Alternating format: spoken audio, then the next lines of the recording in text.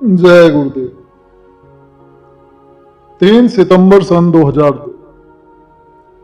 रात को ध्यान में मुझे पहले धाम के धनी के स्वरूप के दर्शन हुए। ध्यान में दाईं तरफ करीब 1 फीट के फासले पर एक चिराग जलता हुआ दिखाई दिया, जो केवल 3 सेकंड तक ही दिखाई दिया और फिर आलोक हो गया। फिर ठीक मेरे सामने से थोड़ा बाएं 4-5 पोल गड़ते दिखाई दिए। मैं उन्हें देख ही रहा था कि वह भी आलोक हो, और ठीक उसी जगह के आसपास प्लेन जगह दिखाई दी। मैं यह तो जज नहीं कर पाया कि उस जगह पानी है या प्लेन जगह है, जैसा कि आपको चित्र में दिखाया है। 4 महापुरुष बैठे बैठे वहां प्रकट हुए। उनकी पोजीशन इस प्रकार थी। ये चारों एक ही साथ, पानी था या जमीन, एक साथ ही बैठे बैठे प्रकट हुए। इन चारों के वस्त्र एकदम सफेद थे और सिर से पैर तक ये कपड़े से ढके हुए थे। जैसे ही ये प्रकट होकर उस जमीन या पानी के लेवल तक आए, उसी हालत में बैठे बैठे उसी जगह पर समा गए। तो ये नज़ारा कुल 10 सेकंड का रहा होगा, क्योंकि 5 सेकंड उन्हें ऊपर आते लगे और 5 सेकंड ही वापस जाने में लगे, क्योंकि जैसे ही वे ऊपर पहुंचे, ऊपर पहुंचने के तुरंत बाद नीचे जाना उनका शुरू हो गया। इस प्रकार अधिक से अधिक 10 सेकंड तक ही मैंने उनको देखा। दूर होने के कारण उनके चेहरे नहीं पहचान सका। इसके बाद मेरे ठीक सामने थोड़ी दूर एक बहुत बड़ा जन समूह दिखाई दिया, जो वास्तव में इतने अधिक थे कि कीड़ों की तरह से किलबिला रहे थे। जन समूह जब भी दिखाई दिया इसी प्रकार का था। फिर मैं उठ गया। 3 तारीख की शाम को ध्यान में देखा कि एक बड़ा विशाल जंगल है। उसमें बड़े ऊंचे ऊंचे वृक्ष हैं, जिनकी ऊंचाई का कोई अता पता नहीं। वृक्ष सभी हरे भरे थे और वृक्ष इतने घने थे कि उनके आर पार कुछ भी नहीं दिख रहा था। फिर इन वृक्षों का सीन भी आलोक हो गया और उसके स्थान पर बड़े सुंदर भव्य मकान बनते नजर आए। सभी मकान क्षण भर में बनकर तैयार होते गए। इन मकानों की ऊंचाई का भी कोई पता नहीं लग रहा था। उन वृक्षों के सीन भी क्षण क्षण में बदल रहे थे, तो इन मकानों के सीन भी क्षण क्षण में ही बदल रहे थे। कैसे बदल रहे थे, कौन बदल रहा था, ये तो स्वयं देखो तो पता चले। वैसे वर्णन हो ही नहीं सकता। वहां के किसी भी सीन का कोई वर्णन नहीं हो सकता। फिर बाद में कुछ समय बाद ये सभी सीन आलोक हो गए और वो पूरा मैदान भी क्षण भर में ही एक उजाड़ मंजर में दिखाई देने लगा, जैसा कि बाढ़ के बाद बर्बादी का सा हो जाता है। ऐसे बर्बादी के सीन काफी बार देख चुका हूं, और आश्चर्य यह है कि ये भी सीन क्षण क्षण में बदलते रहते हैं। इन सीनों को देखने में भी आनंद आता है। विशेष बात यह है कि केवल जब तक सीन देख रहे हैं तब तक मन बिल्कुल शांत। यानी मैं पहले भी कई बार बता चुका हूं कि जब सीन देखते हैं, मन, बुद्धि, चित्त, शरीर नाम की कोई चीज अपने पास नहीं होती है। उस समय सीन है, उन्हें देखिए। कौन देख रहा है, क्यों देख रहा है, कौन और क्यों दिखा रहा है, कुछ पता नहीं। तभी तो गुरु जी की महिमा अपरंपार, क्षण में करावे भव सागर पार। उनके एक कण के भेद को भी कोई नहीं जान सकता और न ही उसका वर्णन कर सकता है। इसलिए हे दाता, मैं पापी हूं, मेरे गुनाहों को क्षमा करना। हे दाता, मैं नीच और निकृष्ट हूं, मुझे दया की भिक्षा दे दे। इस तारीख में जो वृक्षों के बारे में जिक्र किया है, जब उनको मैंने सिर के ऊपर देखा तो सीन सामने है वही ऊपर है, और वहां भी सीन क्षण क्षण में बदलते रहते हैं। फर्क सिर के ऊपर के सीन में यह होता है कि उन वृक्षों की जड़ें आसमान में और पेड़ों की चोटियां नीचे जमीन की तरफ होती हैं।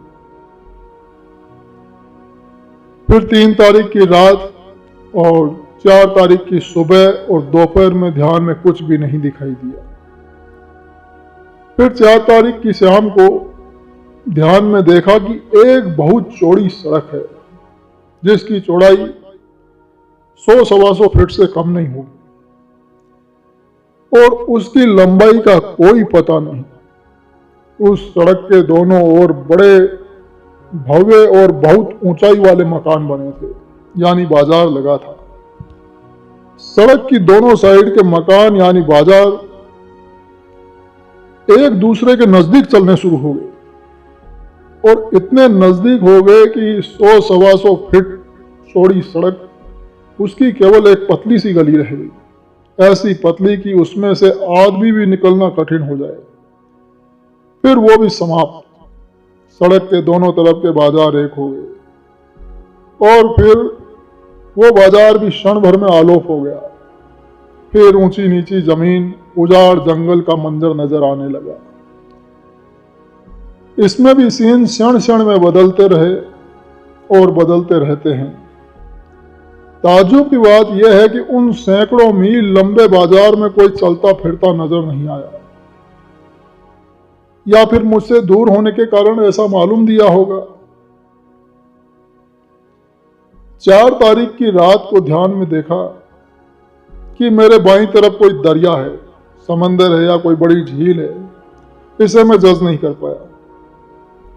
उसमें एक नाव जा रही है, उसमें एक मर्द और एक औरत बैठे हैं और नाव को चलाकर ले जा रहे हैं, यानी पतवार से नाव को चला रहे हैं। आवाज आती है कि अरे राम और सीता तो वो जा रहे हैं, लक्ष्मण को कहां छोड़ दिया। फिर चंद मिनटों में वो सीन आलोक न जाने कहां चला गया। एक क्षण भी तो आलोक होने में नहीं लगा, आलोक न जाने कहां चला गया। उसके बाद मेरे सामने और दाएं बाएं मेरे से काफी दूर के फासले पर अपार जनता खचाखच खड़ी है, कहीं पैर रखने की भी जगह नहीं है। आपस में चल फिर रहे हैं, उनकी पोशाकें भी रंग बिरंगी हैं। इस भीड़ के भी सीन क्षण क्षण में बदलते रहे, जिनका वर्णन करना कठिन है। मैंने अपने सिर के ऊपर देखा तो उधर भी यही हाल था। आसमान की तरफ उनके पैर थे और जमीन की तरफ उनके सिर थे। वे कोई शोर शराबा नहीं कर रहे थे और उधर भी खचाखच भरे हैं। कुछ देर बाद ये सीन समाप्त हो गया और मैं भी उठ गया। 5 सितंबर सुबह ध्यान में गुरु महाराज की असीम दया कृपा से चौथे धाम के देवता के दर्शन हुए। एक बड़ी जबरदस्त सुंदर आकर्षक, उनकी सुंदरता को बयान नहीं कर सकता। उनके प्रकाश से हजारों मील लंबा चौड़ा मैदान सफेद रोशनी से जगमगा उठा। उसकी शोभा अवर्णनीय थी। चित्र में देखिए, किरणें बिल्कुल सफेद थी, पर मैं कागज पर सफेद दिखाने में असमर्थ हूं। सफेद किरणें हजारों मीलों तक अपने प्रकाश से इतने बड़े विशाल मैदान को चमचमा रही थी। मैंने इनसे प्रार्थना की थी कि अपने दर्शन देने की कृपा करें। प्रार्थना तो सभी से कर रहा हूं और इनकी दया भी हो रही है, पर यह दर्शन चंद सेकंड तक रहे। जितने भी सीनों का मैं वर्णन कर चुका हूं, मेरे याद करते हुए सीन दिमाग में, या यूं कहें कि जब मैं इन सीनों को याद करता हूं, जिस प्रकार दिखाई दिए थे उसी प्रकार आंखों में घूमने लगते हैं। इसमें मेरी न कोई मेहनत है, न त्याग है, न कोई तपस्या है।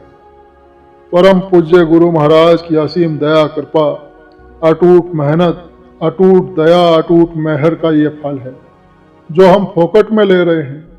तभी तो गुरु जी की महिमा अपरंपार, क्षण में करावे भव सागर पार। साथियों, मेरे पास तो उनका शुक्र अदा करने के लिए कोई शब्द नहीं है। हे दाता, मैं पापी हूं, मेरे गुनाहों को क्षमा करना।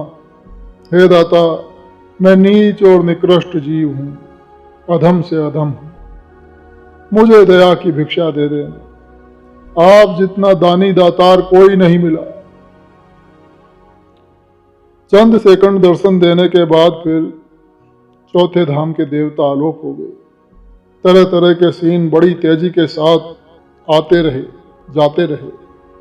मैं उनका नाम भी नहीं जानता, इसलिए उनका वर्णन भी नहीं कर सकता।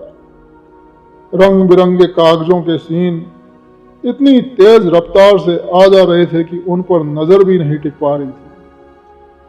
काफी देर तक मैं ये सब देखता रहा, फिर लघु शंका के कारण मुझे उठना पड़ा। 6 अगस्त 6 अगस्त की सुबह ध्यान में देखा कि लंबे चौड़े मैदान में ऊंचे नीचे टीले, उन पर घास जमी है। कहीं कहीं छोटे छोटे झाड़ीनुमा पेड़ उगे हैं। इनसे भी तरह तरह के सीन क्षण क्षण में बनते बिगड़ते रहे। फिर ये सब आलोप हो गए और उन टीलों की जगह सामने और दाएं बाएं पहाड़ छा गए। ये पहाड़ मेरे से 30-35 गज की दूरी पर था। पहाड़ कैसे, आप चित्र में देखिए। उन टीलों और मैदान की जगह पूरे विशाल मैदान में चित्र के अनुसार क्षण भर में पहाड़ हो गए। और जो ऊपर को गई पहाड़ की पूंछड़ी सी, ये ठीक मेरे दाईं तरफ, ठीक मेरे से 4-5 फीट के फासले पर मेरे सिर के ऊपर बन गई। उसके बाद पहाड़ के छोटे भाई बंदों का आना शुरू हो गया, जो बड़े बड़े हजारों मन के होंगे। अपने आप जमीन से 15 फीट की ऊंचाई पर अपने आप बाईं से दाईं तरफ को जा रहे हैं और आलोप होते जा रहे हैं। पता नहीं कहाँ जा रहे हैं, न कोई उनको ले जा रहा है, न कोई उन्हें धकेल रहा है। मुझे ऐसे सीन क्यों दिखाए जा रहे हैं, ये सब माया तो गुरु महाराज जाने।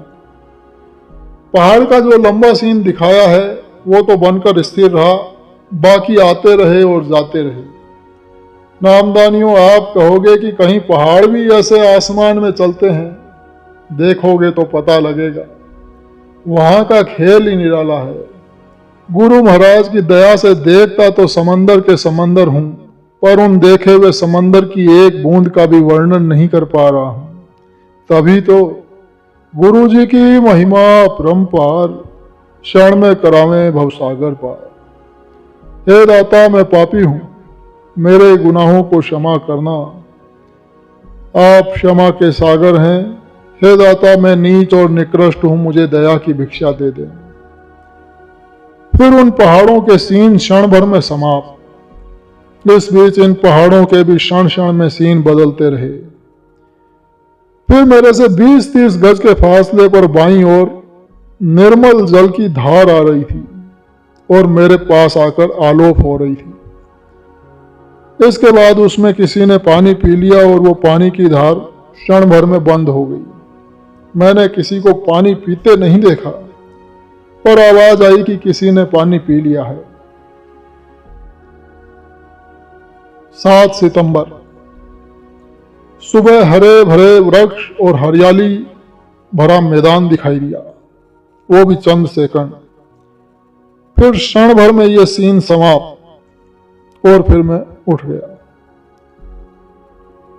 7 तारीख की रात को ध्यान में पहले तो बाढ़ आने का बर्बादी का नजारा दिखाई देता रहा और ये सीन भी क्षण क्षण में बदलते रहे।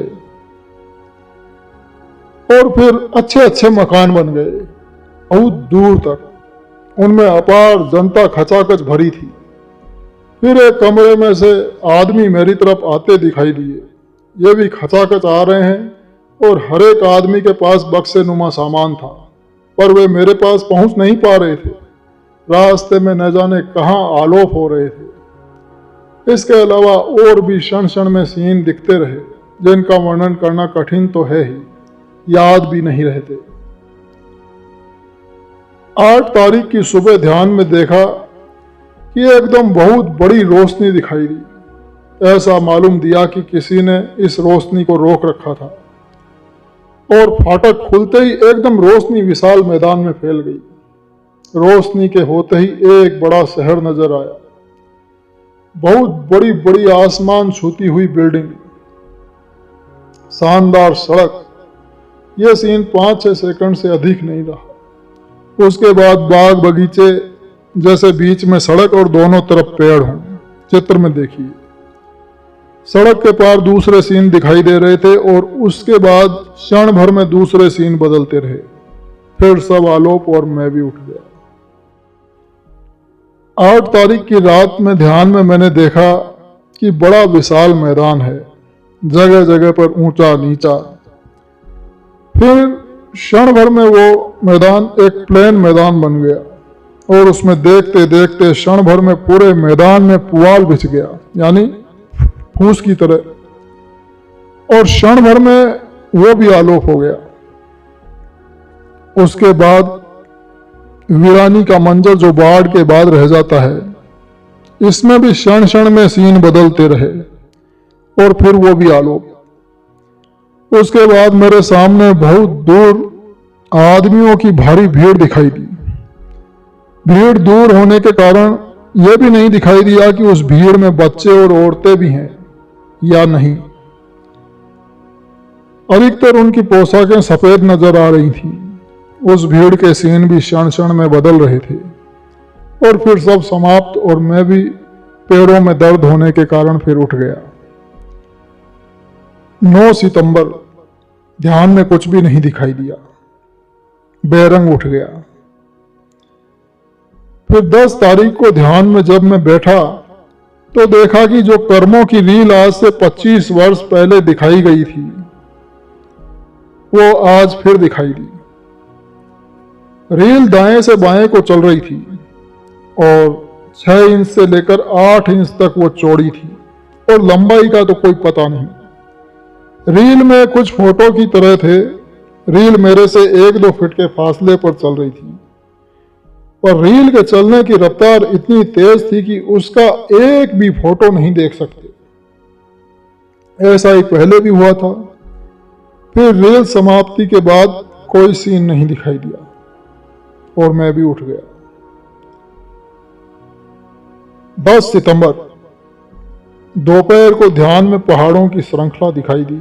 पहाड़ ही पहाड़, बड़े ऊंचे ऊंचे, और लंबाई और ऊंचाई का तो कोई पता ही नहीं।